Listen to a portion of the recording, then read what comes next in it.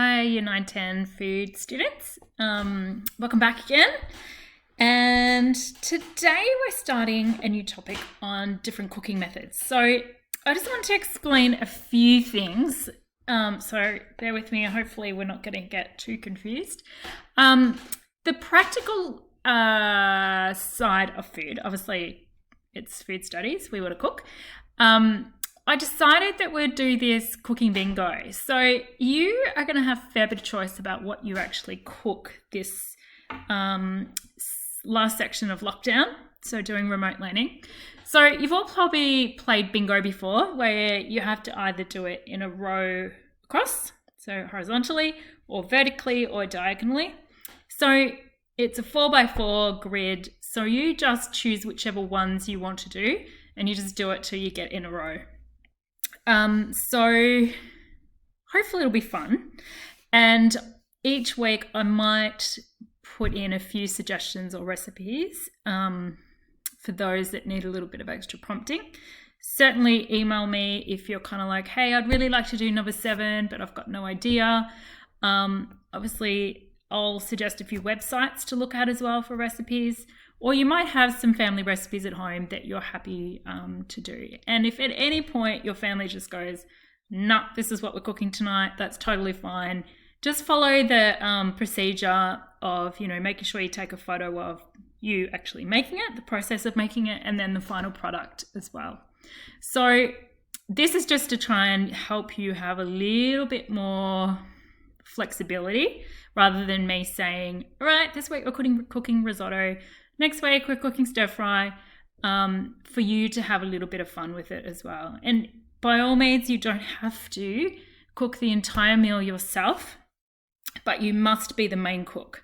So mum or dad or a sibling can help you, but you have to be the one who's running the kitchen, so organising it. But you can say to them, hey, can you chop this onion for me? Can you stir this? Can you maybe help with washing my dishes? That could be helpful too. So this is what it looks like. So there's 16 different choices. As I was saying before, you might choose 1, 2, 3, 4, or you might choose 1, 6, 11, and 16 for a diagonal, or you might go 3, 7, 11, 15, or any combination. So for each of these items selected, you need to give me some information.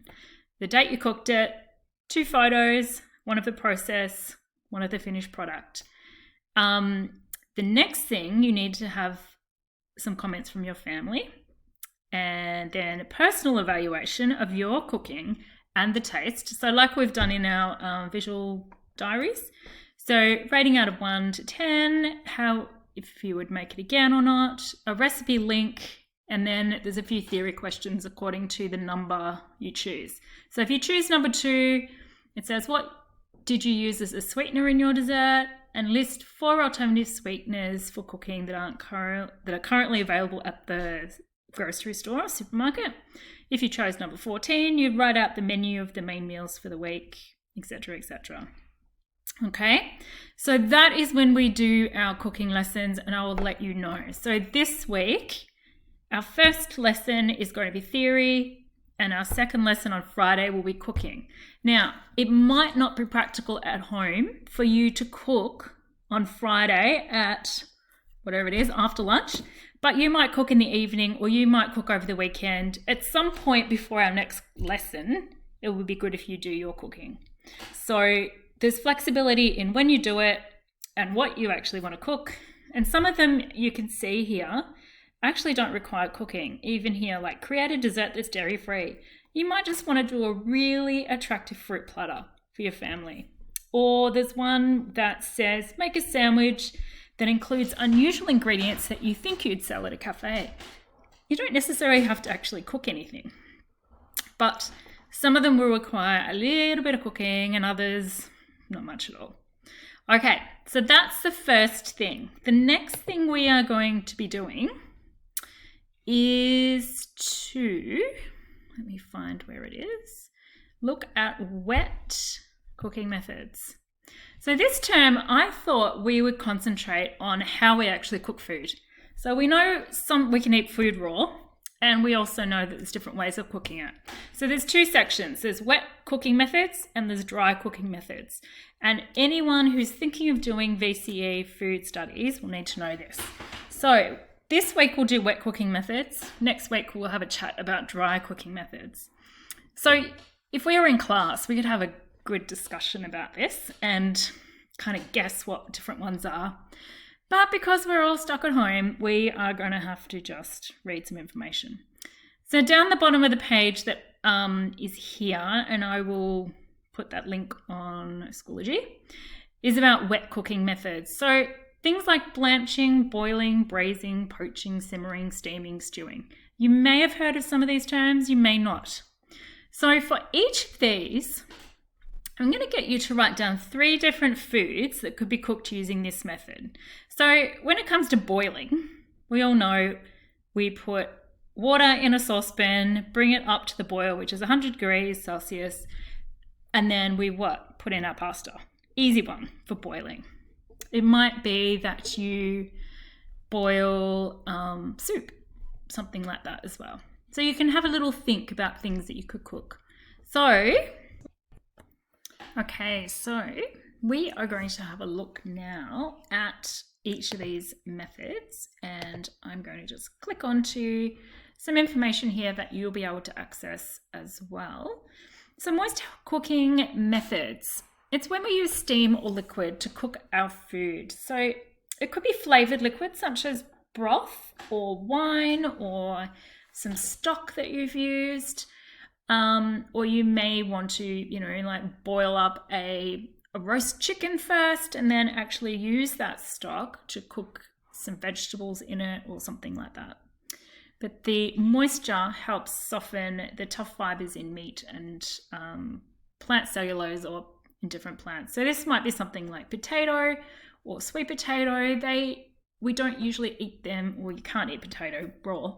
So we have to cook it and we have to use moisture in order for that to happen. So these are the different types of moist cooking methods. So blanching, which involves dropping food into boiling water briefly and then immediately halting that process by putting the food then into iced water. So it's used to loosen skin on fruit and vegetables. We do this if we're going to make like a tomato sauce or something that requires you to remove that skin and instead of peeling it.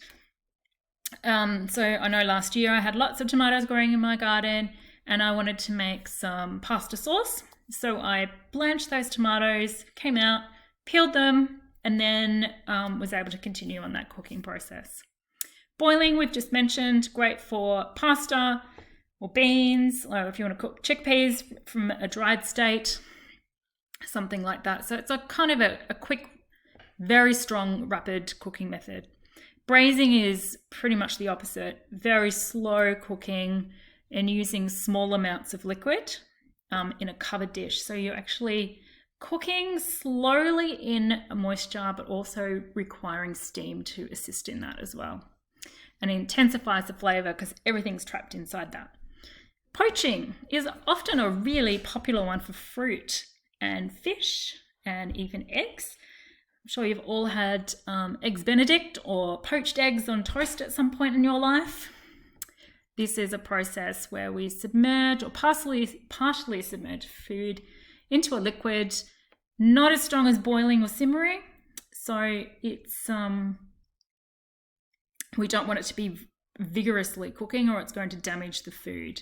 So it's kind of just a very slow rolling of a bubble on top of the surface. Poached pears are really good. I might put a recipe up for you to have a go at that as well. Scalding. This is an interesting one, and that's where we use this sometimes to melt chocolate. If you're making like a ganache or if you're wanting to melt a solid using another liquid. So it might be that you boil up some milk to quite a high temperature and then you tip it over the chocolate and stirring it, it will melt. So you're not actually having to put the chocolate on the heat at all. So that's an interesting one to do. And that's used to be how they pasteurize milk before they've developed that new process of pasteurization. It's how they used to kill the bacteria. Simmering is something we use quite a lot for soups and stews and tough meats. because it's not a vigorous bubble like boiling, but it has gentle bubbles that rise swiftly from the bottom up to the top of the pot. And it's a more gentle method than boiling as well. And steaming. I'm sure you've all had steamed vegetables or steamed wontons or dumplings or something that's required some steaming at some point. Basically transferring heat through vaporized water or other liquids. So we're using steam to cook rather than keeping the food in the water. So my daughter loves char siu bao. And we often have dumplings. So we've got like a bamboo steamer where you put some water in a saucepan, put the bamboo steamer on top, and the heat circulates and the steam actually will cook the food and warm it up. So pressure cookers utilize steam and pressure to increase cooking temperature above boiling point. So that's another form of steaming as well. And the last one we're going to talk about is stewing. So this is where, similar to simmering, the liquid is heated until it forms a gentle but a quick moving bubble. The difference is, though, it involves a smaller amount of liquid and it's retained in the food. So I'm sure you've all had a really yummy stew that, especially in winter, is really, really good. So I often use cheap and tough cuts of meat and vegetables cooked together, and all that flavour stays in the one pot. So this is wet cooking methods in a nutshell, and we are going to have a go answering these questions. So 3 foods that can be used or can be cooked using that method. So each of those methods. A tip for using the cooking method, any special equipment might require, like you might need a steamer, you might need a pressure cooker, you might just need a saucepan.